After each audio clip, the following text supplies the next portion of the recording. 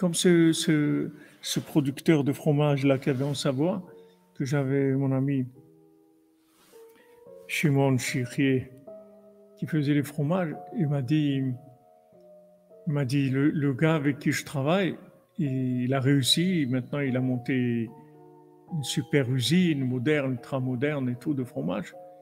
Et dans son bureau, il avait le même tableau qu'il avait dans l'ancien bureau, dans l'ancienne usine.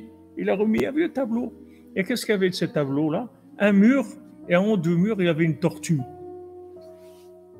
Alors, il m'a dit par curiosité, je lui ai demandé, j'ai dit, mais qu'est-ce qu'il a de spécial ce tableau? Vous l'avez amené dans la nouvelle usine, un bureau ultra moderne, etc. Alors il a dit, je suis étonné que vous, en tant que religieux, vous me posez cette question. Il dit, moi, je suis un homme simple.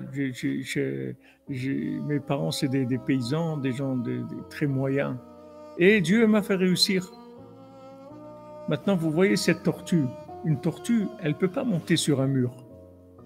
Donc si elle est en haut d'un mur, c'est que c'est quelqu'un qui l'a mis là-bas. Et ça, je l'ai en face de moi pour jamais oublier que là où je suis, c'est Dieu qui m'a mis là. Parce que si je ne me rappelle pas de ça, ça y est, c'est fini. Si quelqu'un y croit que c'est lui qui a réussi, c'est terminé, il devient un monstre. Il devient quelqu'un de dangereux. Donc Hachem, il va pas le faire réussir s'il va devenir dangereux. Donc c'est ça qui nous maintient dans nos fautes. C'est ça qui nous maintient dans le mal. Tu veux sortir du mal, il faut que tu acceptes ce qui ne va pas et que tu te contentes de ce qui va.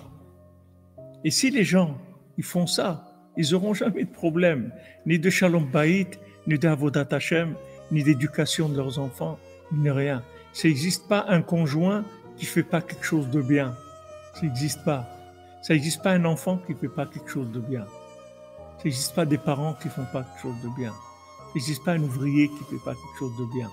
Tout le monde fait quelque chose de bien. Ok, alors grossis ça tellement que ça cache tout le reste. Le jour où tu tireras de la joie de ce point positif, on passe à la promotion. Tant que tu ne fais pas ça, on te laisse comme ça, c'est tout. Parce que tu es quelqu'un de dangereux.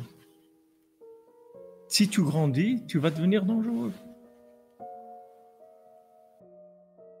Tant que tu es petit, tu ne vas pas bien loin, tu ne vas pas faire trop de dégâts, mais si tu grandis, tu vas faire des dégâts.